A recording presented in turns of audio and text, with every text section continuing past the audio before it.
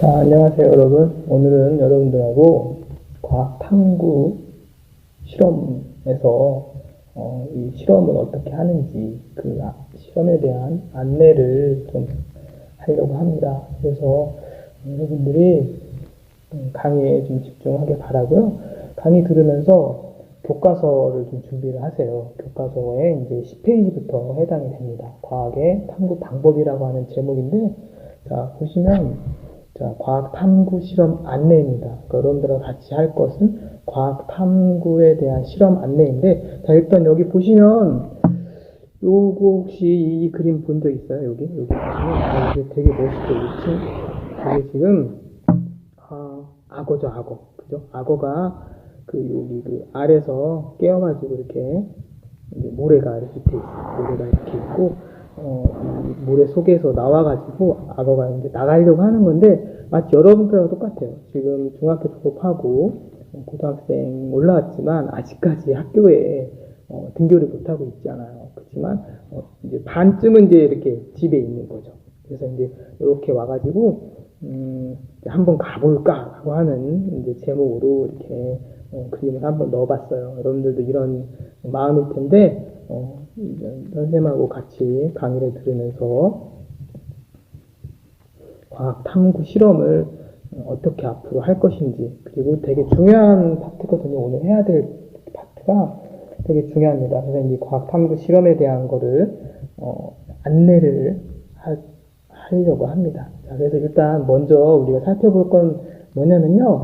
이 시간에 이제 뭘 볼 것인가. 그래서 첫 번째 볼 거는 과학 탐구 방법, 그죠? 예. 그 다음에 탐구 보고서 작성 방법입니다. 그리고 나머지 두 개 있죠? 이 두 가지는 다음 강의, 아마 중간에 탐구 보고서 작성 방법을 한 이후에 과제가 나갈 거예요. 모의 보고서 작성이라 그래서 여러분들이 이제 어떠한 보고서를 작성할 건지에 대한 거를 좀 같이 살펴보고서 이제 그 다음에 이제 실험실 안전수칙이나 실험실 기구들을 어떻게 사용하는지에 대해서 좀 알아보려고 합니다. 그래서 오늘 할 거는 뭐냐면 과학의 탐구 방법입니다. 탐구 방법 두 가지가 있어요.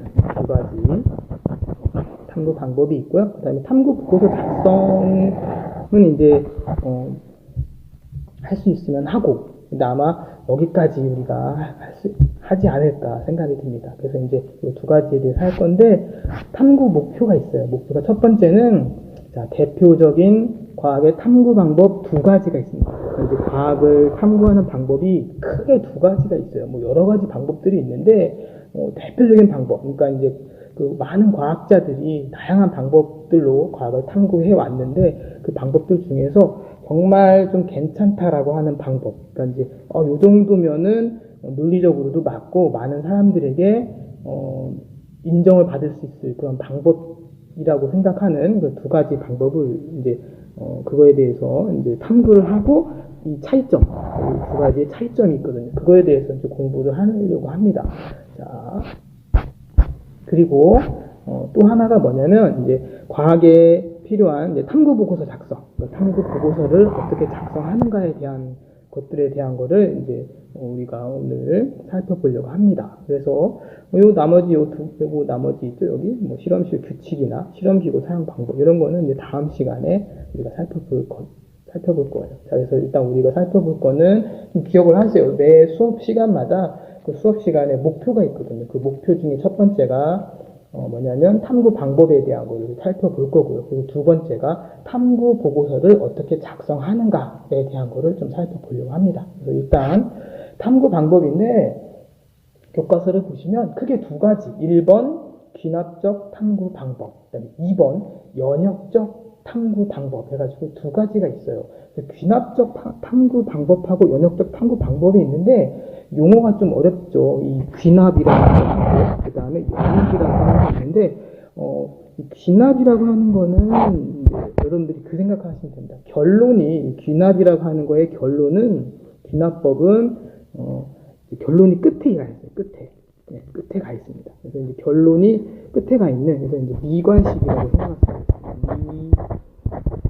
미관식이라고 생각할 수가 있고요. 그 다음에 연역적 탐구 방법은 결론이 앞에 있어요. 근데 그 결론은 잠정적인 결론입니다. 그래서 그거를 우리가 뭐라고 부르냐면 가설이라고 불러요. 그래서 잠정적인 결론을 앞에 세우고 나서 이제 중요한 건 뭐냐면 실험을 합니다. 실험을 하기 때문에 그래서 그거를 우리가 뭐라고 부르냐면 연역적 탐구 방법에서 가설을 세운 다음에 실험을 하는 것. 그래서 이거는 이제 두괄식이라고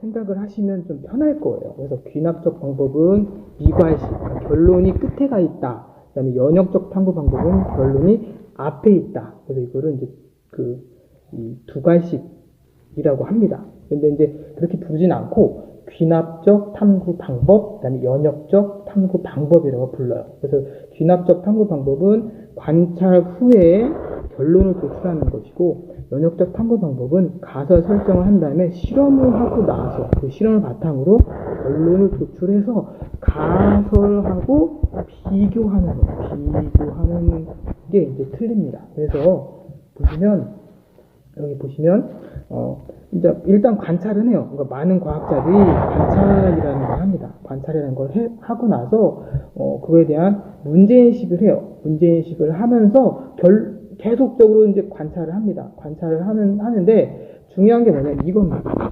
가설 설정입니다. 가설 설정 없이 그냥 계속 관찰을 한 다음에 뭐 실험적인 관찰도 필요할 수도 있어요.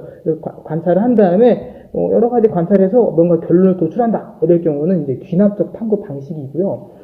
연역적 탐구 방식은 뭐냐면 이겁니다. 가설 설정이라고 하는 게 들어가 있어요. 그래서 가설을 바탕으로 탐구를 설계를 하고 탐구 설계 후에 탐구를 수행을 하고 이 탐구 수행한 거에 대한 자료를 해석을 해서 결론을 도출합니다. 그리고 나서 최종적으로 법칙이나 이론으로 만드는 건데 결론이 이제 가설하고 맞지 않을 수가 있어요. 그럴 경우에는 이 결론을 이제 결론이 이게 아니구나 그러면 가설을 수정을 해서 다시 한번 새로운 탐구 설계를 하고 나서 탐구 수행을 하고 그리고 나서 이제 자료를 해석을 하는 그런 과정을 쭉 거치게 됩니다. 그래서 이렇게 해가지고 최종적으로 이제 결론이 가설과 일치한다라고 생각이 되면 이 결론이 이제 가설하고 이제 부합이 되면 일반화를 시키고 그다음에 법칙이나 이론으로 정립을 하는 겁니다. 그래서 이게 과학의 탐구 방법인데 현재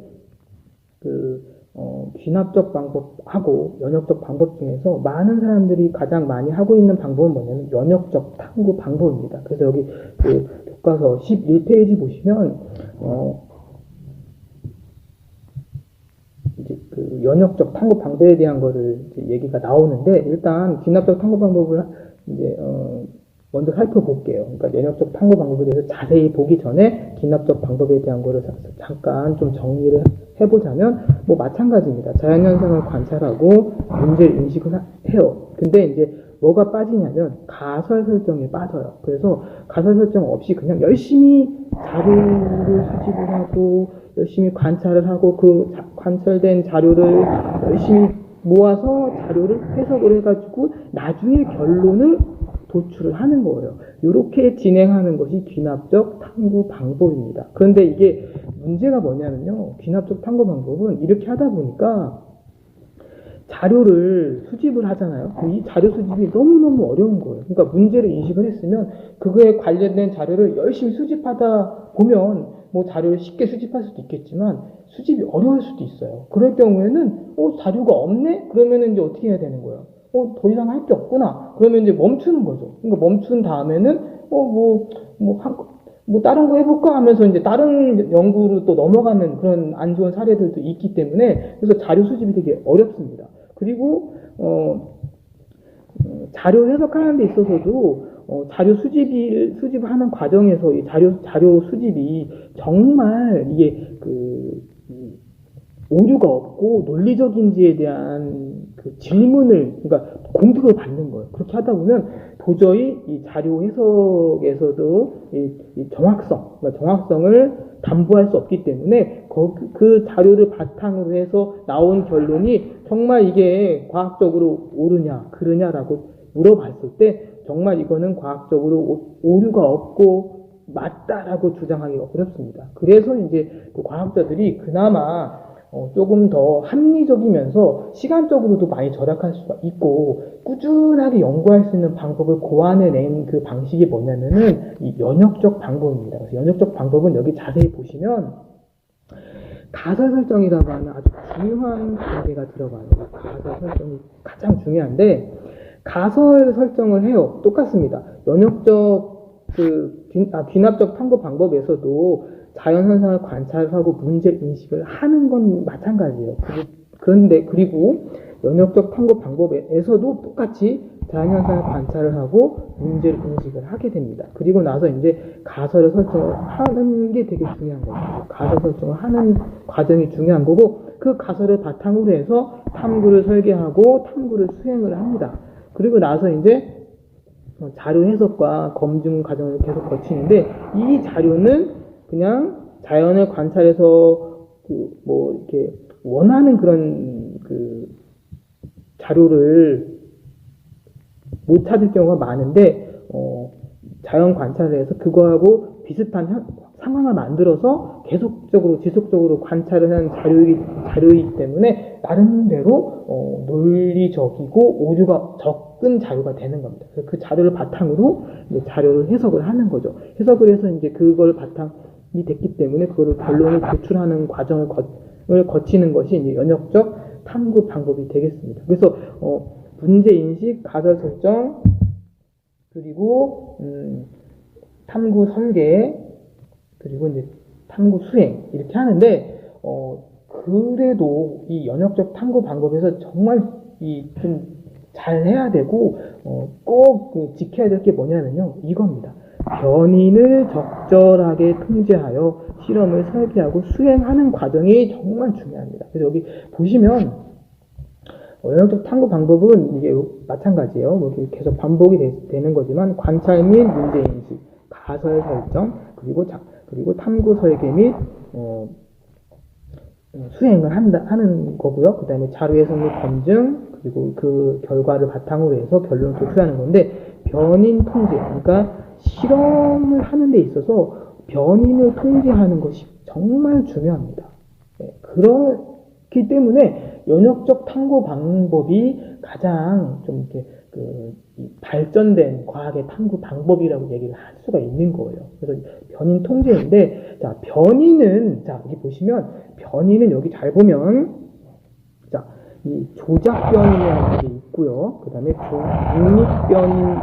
독립변이라는 게 있고요. 그 다음에 종속변인이라는 게 있습니다. 그래서 조작변인, 독립변인, 종속변인 해가지고 세 가지로 크게 구분할 수가 있는데, 조작변이는 뭐냐면은, 실험실에서 만약에 실험을 할 거 아니에요. 대부분 실험실을 하는데, 실험실 환경 같은 거예요. 실험실 환경 같은 것을 우리가 이제 조작변이라고 얘기할 수가 있어요. 그러니까 뭐 실험실을 하는데 뭐 하루는 뭐 에어컨 너무 더워가지고 에어컨 막 틀어놓고서 막 한 18도 아니면 14도 막 그죠? 예, 그 온도에서 막 실험을 했어요. 근데 다음 날 갔더니 비가 억수로가 아니고 비가 엄청 내려가지고 날이 좀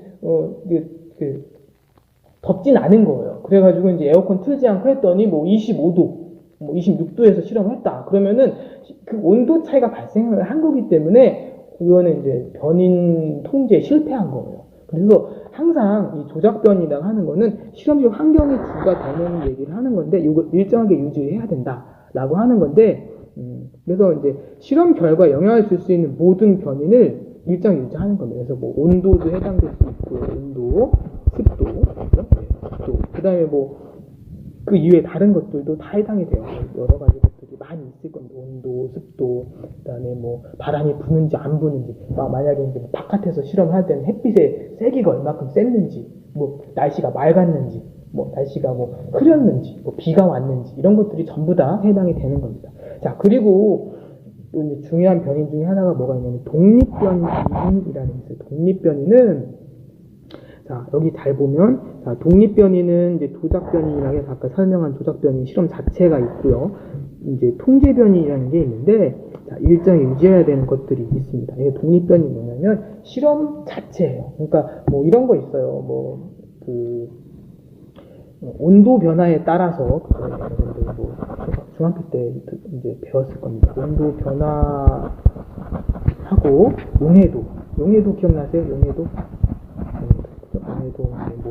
그리고 용매 100g이죠? 그죠? 예, 용매 100g에 최대한 녹을 수 있는 용질의 그람수. 맞나요? 네. 그게 용해도인데, 그런데 이제 여기서 보면, 온도 변화, 이 온도 변화가 뭐가 되는 거냐면, 이게 독립변이 되는 거예요. 뭐 이제 10도, 20도, 30도, 40도 해서 온도 변화를 주는 게 이제 독립변이고요. 그리고, 이제, 이런 것들이 이제 독립변이 해당이 됩니다. 그리고, 종속변이는 뭐냐면, 실험 결과예요, 실험 결과. 그러니까 이제 용해도를 아까 얘기했는데, 온도에 따른 용해도 값이 나오겠죠. 그러면은 그 용해도 값의 값이 바로 실험 결과인데, 그걸 우리가 뭐라고 부르냐면, 종속변인이라고 불러요. 그러니까, 종속변이는 미리 알 수가 없어요. 그렇지만, 독립변이는 미리 알 수 있어요. 그리고 이제 조작변이라고 하는 걸 통해서 이 독립변이는 이제 변화를 주는 거지만 일정하게 유지해야 되는 것 같은 경우는 이제 조작변이 되는 거죠. 그래서 변이를 통제하는 겁니다. 그래서 독립변인과 종속변인인데 이제 종속변이는 실험의 결과가 해당이 되겠습니다. 그런데 여러분들 여기서 우리가 이제 이 변인 통제가 실험을 하기 위한 거잖아요. 근데 실험에서는 이제 통제를 해가지고 실험을 하는 건데 정말 중요한 게 뭐냐면 대조군과 실험군이라는 걸 설정을 해서 실험을 해야 됩니다. 그러니까 마냥 실험을 할 때 무조건 이 온도 변화라고 했을 때 아까 용해도에서 온도 변화라고 했을 때 그 온도 변화만 이렇게 조역하면 안 돼요. 뭐가 필요하냐면 대조군이라고 하는 것이 필요합니다. 대조군. 대조군은 이거는 기준이에요. 기준. 그럼 뭐 그런 거죠. 뭐 100m 달리기 할 때도 출발선이 있어야 돼요. 출발선. 그 출발선에서 출발하는 건데 만약에 그 출발선이 존재하지 않는다면 100m를 달리는 사람들마다 나는 뭐 기준을 출발선을 내 마음대로 잡겠다 그래 버리면 이게 100m 달리기가 아닌 거죠. 그래서 대조군이라고 하는 건 출발선이라고 생각하시면 됩니다. 그래서 이제 기준이에요. 기준인데 그 예를 좀 이렇게 들어보면 이런 것들이 있어요. 여기 보시면은 이제 그 대조군과 실험군을 설정을 해야 되는데 여기 보면 이제 뚜껑을 덮지 않은 거, 그죠? 그리고 이제 뚜껑을 막은 게 있어요. 그러니까 이게 뭐냐면 이렇게 병을 놓고 뚜껑을 덮는 것과 덮지 않은 거 두 가지 해가지고 구더기가 생기는지 안 생기는지를 이렇게 뭐 관찰하는 실험이에요. 나중에 뭐 우리가 이런 것도 살펴보겠지만 뭐 생물 속생설 좀 어렵나요? 생물 속생설 뭐 이런 거 있어요. 네, 나중에 배울 수 있을 겁니다. 그래서 이런 거 살펴볼 텐데 생물 속생설 이런 거 할 때 이제 뚜껑을 덮지 않은 경우와 덮는 경우, 그러니까 이런 거죠. 이 가 실험과 나 실험을 같이 진행하는 거예요. 왜 그러냐면 이게 같이 진행되지 않으면 이게 그 대조군 실험이 될 수 없다는 거죠. 그래서 이제 같이 실험을 진행한다라고 하는 거니까 이제 기억을 해놓으시면 좋을 것 같습니다. 그래서 이렇게 대조군 실험을 진행하는 건데. 뭐 이런 것도 있을 수 있어요. 이제 뭐 푸른곰팡이 아시죠? 푸른곰팡이 키울 때 이 푸른곰팡이 처리를 하는 데 있어서 이제 여기 보시면은 이제 아무것도 처리하지 않은 배지와 이제 그 푸른곰팡이를 처리한 배지가 이렇게 있는 거죠. 그러면 이제 이렇게 자라나는 경우가 다르거든요. 그러니까 이거 비교할 수 있는 거죠. 대조군과 실험군을 이렇게 비교할 수 있는 거죠. 그러니까 푸른곰팡이 처리했더니 아무것도 자라지 않았어요. 그렇지만 푸른곰팡이를 처리하지 않은 배지, 미생물 키우는 배지예요. 여기에서는 이제 뭔가 자라고 있다라는 것을 관찰할 수 있는 겁니다. 푸른곰팡이 같은 이런 거죠. 세균이 있으면 이 푸른곰팡이가 이 세균이 자라는 거를 방비를 하죠. 네, 이렇게. 그러니까 요걸 하는 건데 이게 만약에 요거만 그러니까 요 세균하고 푸른곰팡이 넣은 것만 실험을 하면 이게 이 실험의 결과가 정확하냐라고 하는 것에 공격을 받았을 경우에 방어를 못하는 겁니다. 그리고 이 실험을 비교할 수 있는 기준이 없는 거죠. 그러니까 실험을 진행하면서 항상 대조군을 이렇게 가지고 실험을 같이 진행해야 된다 이겁니다. 그래서 이렇게 또 할 수가 있다라고 하는 건데, 자 그래서 이렇게 해서 이제 이 탐구 방법에 대한 걸 살펴봤어요. 근데 우리가 이제 조금 있다가 또 살펴볼 건 뭐냐면 이제 탐구 보고서 작성 방법에 대해서 좀 살펴보려고 합니다. 그래서 여러분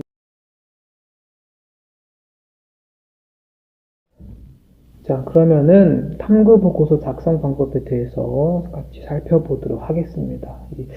사실 뭐 그런 좀 약간의 편견이라고 해야 되나요? 탐구 보고서가 이제 그 과학자들이 하는 건데 이과생들은 뭐 글쓰기에 약하다 이렇게 얘기하는 사람들이 좀 있어요. 근데 사실은 이과생들의 글쓰기, 그러니까 이제 과학자들의 글쓰기는 정말 논리정연하고 오류를 찾아보기가 힘듭니다. 뭐 문과생들을 무시하는 그런 건 아니지만 그만큼 과학자들이 이 탐구보고서 작성을 위해서 엄청나게 신경을 많이 써요.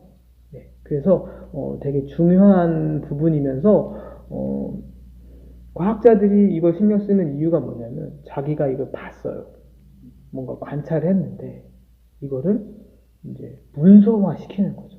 그러니까 누가 이걸 읽으면 이 보고서는 이런 거구나. 그래서 이런 그 어떤 연구 결과를 얻을 수 있겠구나라고 하는 거를 얘기를 하는 겁니다. 그게 이제 탐구 보고서 작성이 되게 중요하면서도 어려운 이유 중에 하나입니다. 그래서 이제 탐구 보고서에는 기본적으로 탐구 주제, 그리고 탐구 동기, 탐구 문제, 그리고 이론적 배경, 탐구 방법, 결과 및 토의, 그리고 결론 및 제언, 그리고 마지막으로 참고 문헌 해가지고 이제 이런 것들이 기본적으로 들어가게끔 되어 있습니다. 그래서 이게 이제 어떠한 건지에 대해서 하나씩 살펴볼 텐데,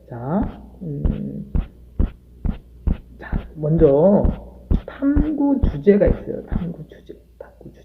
탐구 주제는 제목 같은 거예요. 제목. 그러니까 이런 거죠. 어떤 기사를 쓰는 신문 기자가 제목을 잘 뽑아야 돼요. 그러니까 되게 중요한 기사 내용인데 이거를 제목을 잘 뽑아서 사람들이 읽을 수 있고 사람들이 이게 뭔 얘기야 하면서 이제 호기심을 갖게끔 해서 그 기사를 보게끔 유도를 해야 되거든요. 그러니까 이제 이게 뭐냐면 이제 그 제목이고 이제 탐구 주제가 되겠습니다. 되게 잘 뽑아야 돼요. 제목을. 자, 그리고 탐구 동기인데, 뭐 동기죠, 동기. 내가 왜 이 주제를 선택을 해서 이 탐구를 실시하게 되었는가. 이런 게 이제 동기가 되겠습니다. 그러니까 어떤 동기가 되겠죠. 뭘 개발하려고 했는데, 이 개발을 위해서 이제 어떻게 하면 좋겠는지 좀 고민을 하려고 어떤 뭐 이제 개발하려고 하는 그 동기가 되겠죠. 그리고 탐구 문제입니다. 탐구 문제.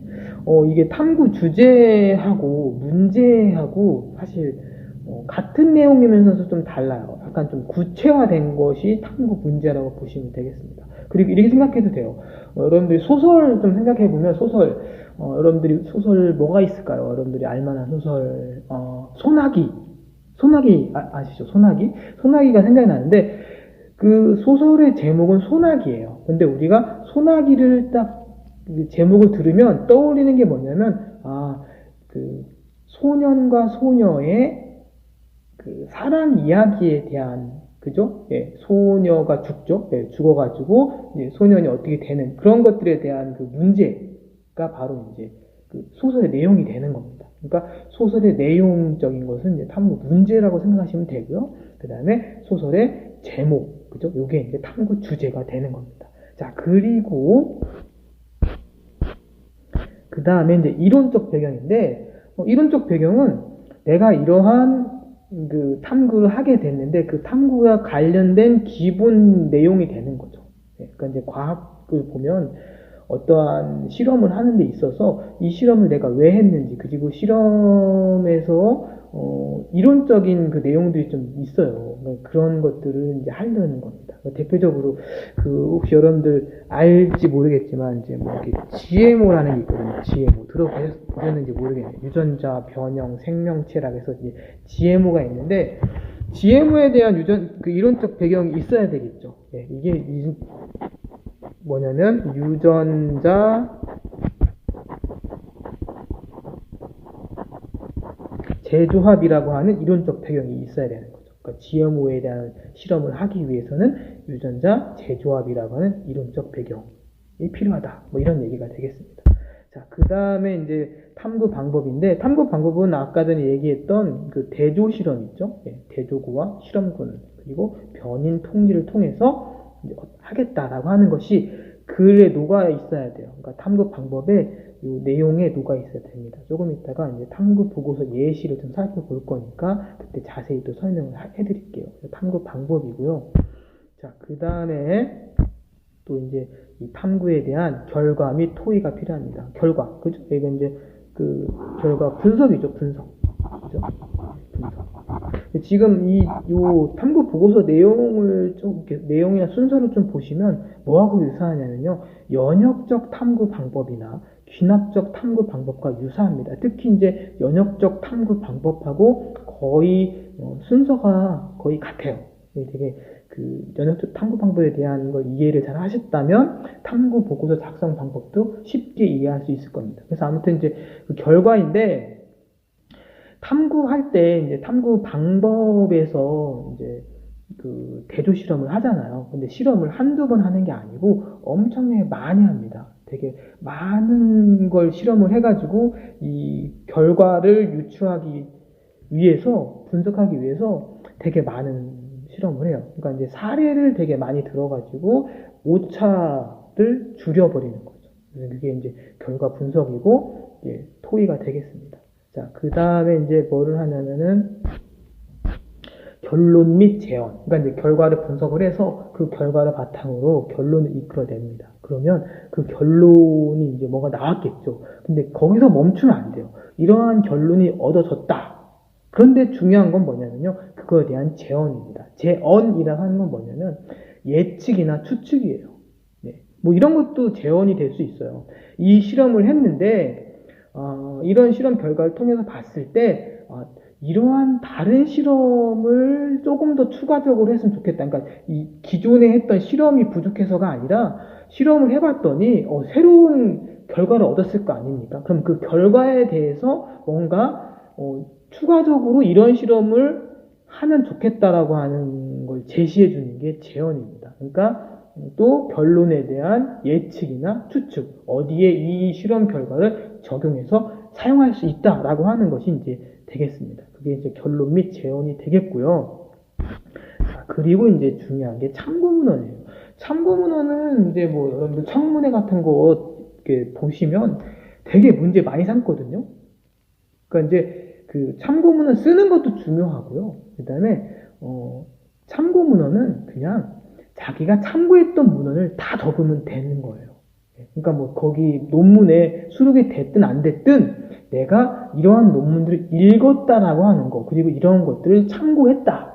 그러니까 또 이거를 갖다 쓰기도 하잖아요. 그 문구 같은 것도. 그러니까 그걸 아예 다 적으면 되는 겁니다. 그래서 참고 문헌을 적는 게 중요해요. 여러분들 보고서 작성하고 할 때 뭐 과제, 학교에서 과제를 제출하고 할 텐데 그때도 되게 중요한 게 뭐냐면 이 참고 문헌을 작성하는 게 되게 중요해요. 그래서 주로 일반적으로 참고 문헌은 여기 그 교과서에도 나와 있긴 한데 거기에 이제 일단 뭐 이제 그 저자가 들어가요. 저자, 누가 썼다라는 저자, 그죠? 그 다음에 연도, 그죠? 발행 연도가 들어가고요. 그 다음에 이제 뭐 책이면 책 제목, 그죠?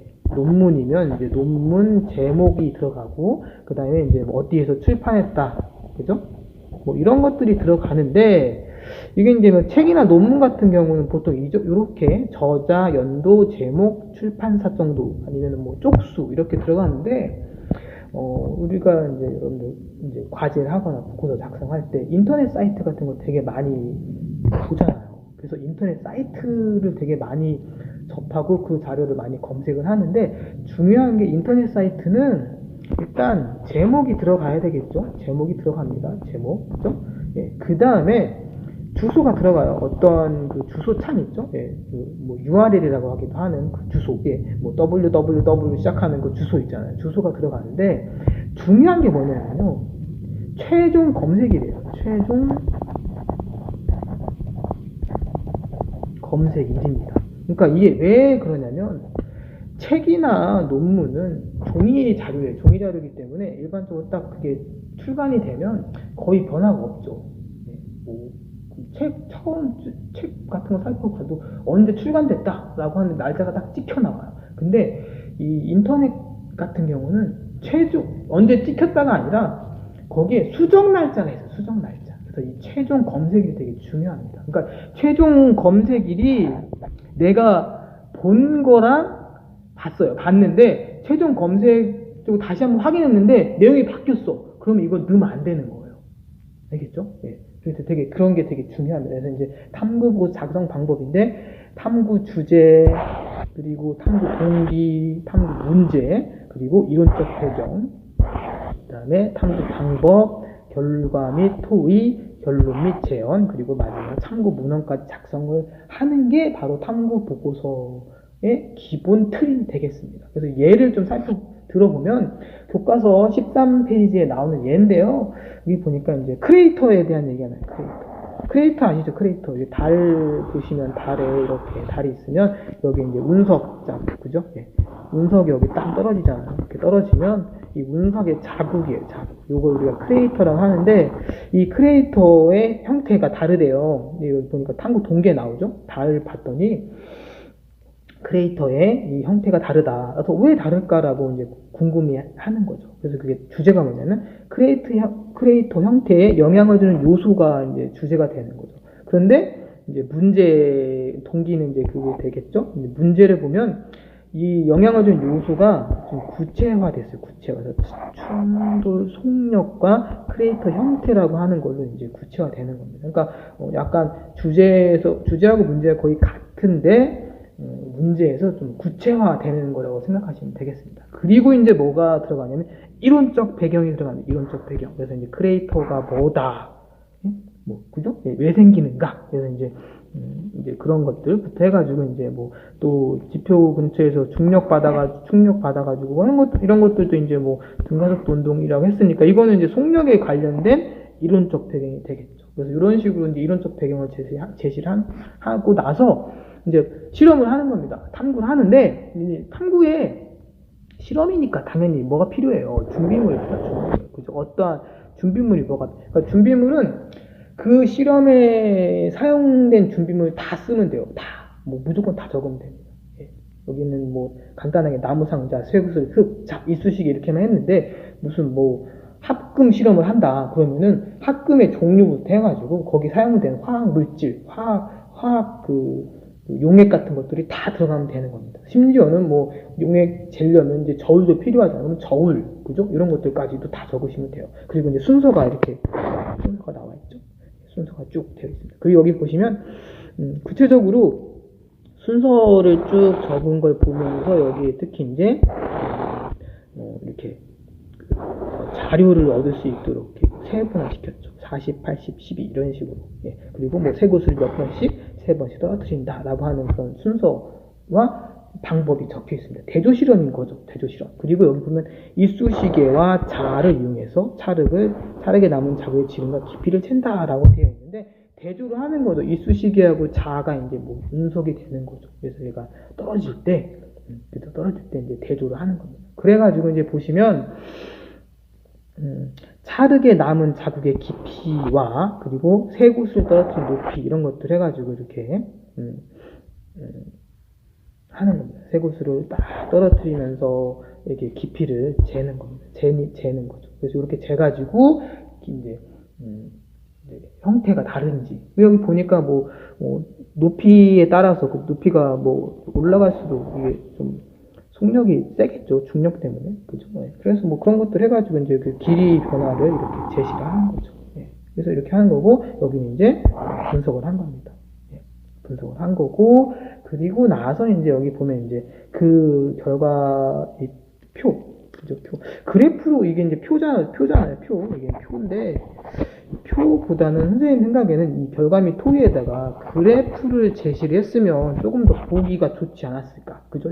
이 그래프가, 이게 높이가 높아질수록 깊이가 어떻게 되는지를 이렇게 딱 표현했으면 훨씬 더 좀 좋은 보고서가 되지 않았을까라는 생각이 들기도 합니다. 그렇지만 뭐 표도 괜찮아요. 자, 그리고 이제 이 결과를 바탕으로 결론을 이끌어내고 재현을 했어요. 재현. 여기 보니까 맞죠? 네. 운석의 충돌 속력이 빠를수록 뭐 크레이터 깊이가 깊어 이렇게 뭐 지름이 커진다 이렇게 써놨는데 그 다음에 아까 제가 얘기했던 거 있죠.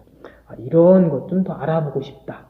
이러한 실험을 더 했으면 좋겠다 해가지고 이제 뭐 충돌 각도와 크레이터 형태에 어떤 관계가 있는지 알아보고 싶다라고 이런 그런 뭐 이렇게 추가적인 실험 이런 것들도 좀 제시를 했습니다. 이렇게 했어요. 자, 그렇게 해가지고 이제 보고서 작성을 하는 거고요. 자, 그래서 이제 중요한 포인트를 좀 오늘 배운 포인트를 좀 살펴보면 일단 이제 귀납하고 연역이죠. 네, 가장 중요한 건 이겁니다. 그래서 이제 가장 큰 차이점은 당연히 여기 보시면 가설입니다. 가설. 이 가설이 있느냐 없느냐에 따라서 연역적 방법이냐 귀납적 방법이냐로 구분을 할 수가 있습니다. 그래서 이게 되게 중요하고요. 자, 그리고 이제 잠깐 우리가 퀴즈를 좀 살펴볼게요.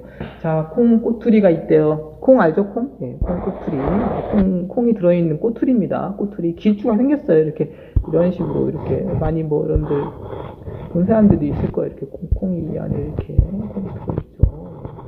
들어있는데 이 콩의 여기 털 개수가 다르대요. 이 사람 뭐 누가 관찰했는지 모르겠지만 털 개수가 이렇게 뭐 털이 막 이렇게 나 있나 봐요. 털이 이렇게 그죠? 털이 이렇게 나 있는데 이 털 개수가 좀 다른가 봐요. 예, 그래가지고 이제 요 다른 개수를 보고 요 콩을 먹는 갑충이 있나 봐요. 콩잎 갑충. 예, 벌레죠, 벌레. 예, 해충입니다. 이게 어떤 행동을 보이는지 아마 요 이제 갉아 먹으려면 얘가 좀 이렇게 이 갑충이 움직여야 되는데 이 털이 방해를 하겠죠. 그래서 요거에 따라서 이제 어떻게 다른가 해가지고 보면 콩 꼬투리를 종류별로 나눴죠. 여기 보시면 이제 종류별로 이제 털이 많은 콩, 그죠? 털이 많은 콩, 털이 적은 콩, 그다음에 털이 없는 콩에서 대조 실험을 그죠? 여기 대조를 하고 있어요. 예. 그래서 이제 하고 있고